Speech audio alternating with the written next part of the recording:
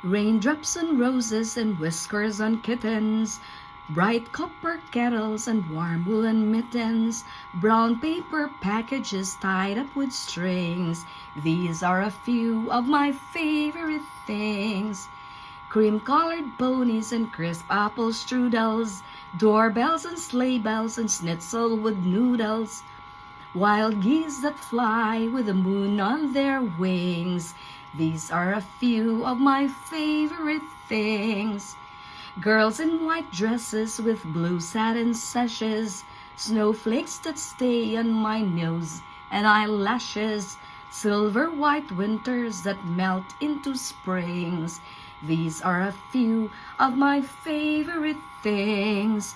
When the dog bites, when the bee stings, when I'm feeling sad, I simply remember my favorite things, and then I don't feel so bad. Ayan guys. ito na po ang ating nabili dun sa Pande Manila kanina. O, pinakita ko yung mga breads nila, yung great selection of bread. Grabe, no? Ang dami po nila talagang mga bread. So, ito yung aking pinaka-basic na nabili today. Ito po yun. Naku, busy-busy yung aking pussycat na naman. Nagmamadali. Basta nandito ako sa kitchen, ganyan siya. Buksan natin yan mamaya, ha? Then I just show you the jam that I bought. Here's the coconut jam that I bought. Masarap yan. Okay, walang kontra. Kasi mga previous na mga na binili ko, syempre may mga egg yun. Dahil mga baked bread and something, usually meron talaga. Meron talaga. Kaya ang itsura ko ngayon, nakong dami mga pantal-pantal dahil sa mga allergies na yan.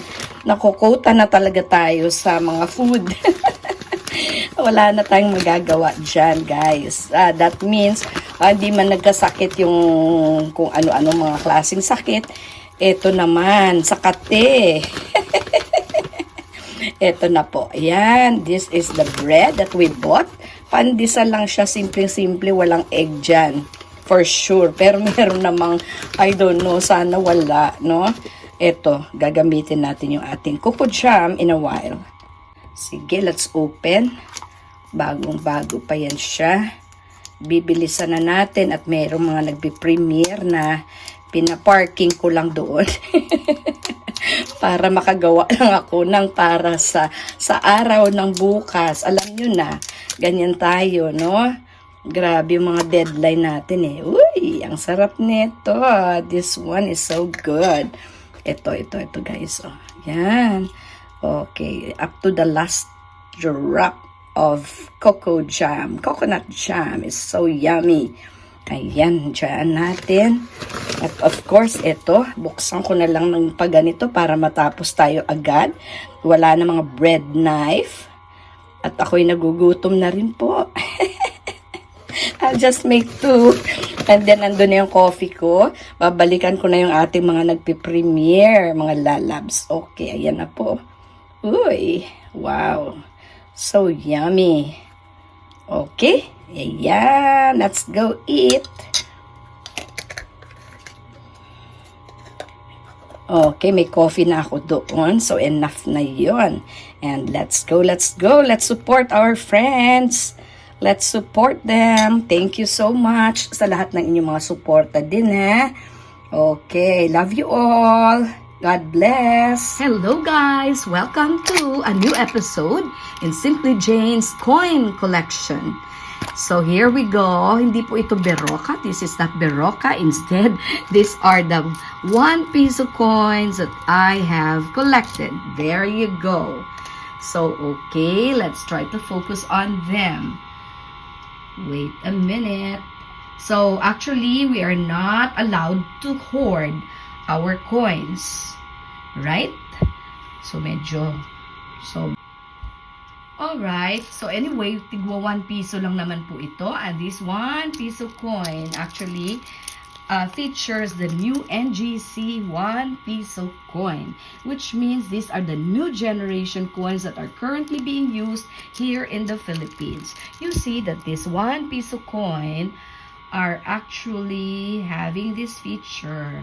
On the obverse, we have our national hero, Dr. Jose Rizal, as usual, on every 1 peso coin. So, alam niyo po guys, ito, yung 1 peso na to, sa kanyang obverse side, there is one rare feature. So, like for example, this one, why is it so brilliant? This one has a mint mark that is placed here below. So, these are the low. And we are looking for one that's actually having an upper mint mark. So, over here, just below the piso, this one here. Okay, is it upper or lower? That's the only question we're going to ask today. So, upper or lower? So, this one, lower. lower mint mark. This is also lower mint mark.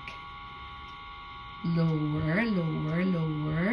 So, it's very rare when you find actually one with an upper mint mark. Do you see this one here?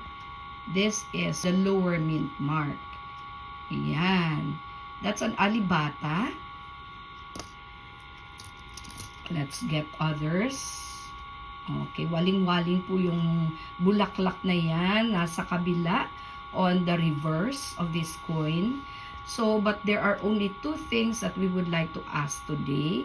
So, this one is still on the lower pa rin po siya. Lower mint mark. Lower mint mark. So, iisa-isahin po natin siya only to show you how rare what I am talking about is. Ito po, lower din po siya. Lower mint mark. Ito din po, lower mint mark.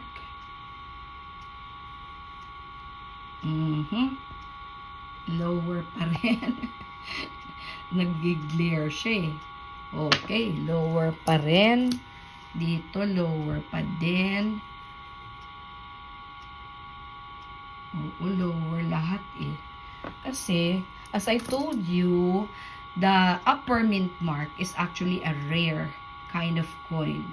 But it's not impossible to find. Ayan. In fact, in my collection, I got several, about 6 of them. So, you can check on carousel.ph how much is one rare kind. So, ito, lower pa din po ito. Alam mo yan na nasa lower. Okay. Hindi naman yan ang mint mark, yung piso. 1 piso ang sinasabi po dyan. So, the mint mark is found here below. Ito. Ganon din po ito. Hindi na talaga siya clear. Ayan. Lahat sila. Lower. Lahat sila. So, actually beforehand, I have already checked on these coins. And when I counted them, they are 40, around, it's not 50 coins, actually around 45 only in one canister, if you may call that a canister. Okay. So, lower pa din po iyan.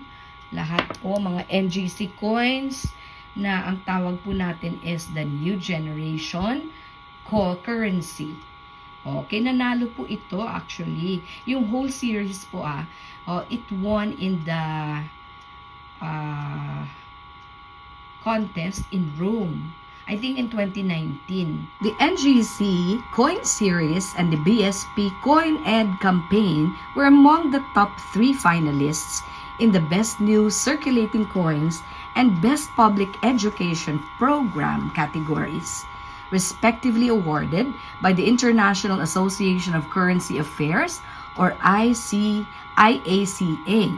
during the Excellence in Currency 2019 Coin Awards at the Biennial Coin Conference in Rome, Italy, on October 15, 2019. This one, lower pa din. Basta lahat po ito, lower mint mark. Ayan po ang ating 1 piso coins, no, that we tried to find. So, saan tayo makakahanap naman po ng rare na tinatawag na sinasabi nila? As I told you, meron po. So, Simply Jane has about, so I have separated them here.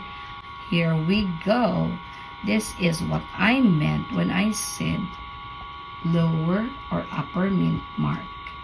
So, kita nyo po iyan. That's it. Ayan po tinatawag na upper mint mark as compared to the other here, which is on the lower mint mark. Ito po yung lower mint mark over here as compared to this one, which is called the upper mint mark. Glaring siya when it catches the light. Kaya tayo po ay nahihirapan dito. Ito po ang upper mint mark. Ito naman ang lower mint mark. Kita nyo po. Nakikita nyo po ba ito na feature niya? Ayan. So, we have about 6 of them only in all the coins that we have collected and which we placed here.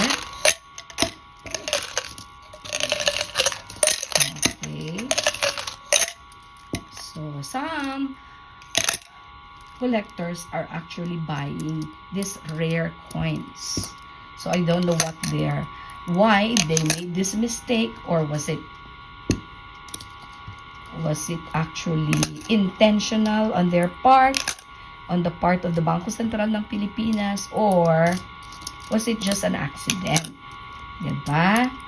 So basta there are 2 kinds of 1 piso coins among the new generation coins of the 1 peso.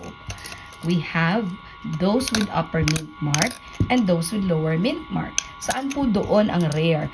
The rare coin is actually the one with the upper mint mark. Ayan. So, we made it clear. So, kala nyo po ba, ito lang yung aking, pero, bukas na bukas po, ipapalitan ko na ito. Ito pa, meron pa tayo dito. Tingnan nyo po. Same is true with this. Ang ganda, no? Parang domino. Lahat po yan, walang upper mint mark dyan. So, kasi, as I told you, hiniwalay ko na po yung mga those with upper mint mark na meron po ako dito. And I told you na 6 lang po ang meron ako. At least meron po tayong 6 sa dinami-dami. Sa dinami-dami ng ating 1 piso, 6 lang po ang. So, sundan niyo po ang ating collection, coin collection, kasi marami na po akong na-collect na hindi ko pa po mailalagay sa aking album kasi ibang category po. Ibang category, kaya kailangan kong bumili ng panibago later on. So, as of now, ayan lang po muna yung ating coin collection update. Thank you so much for watching Simply Jane's coin collection updates. So, I hope you enjoyed and you learned something new today. God bless everyone. See you on the next vlog.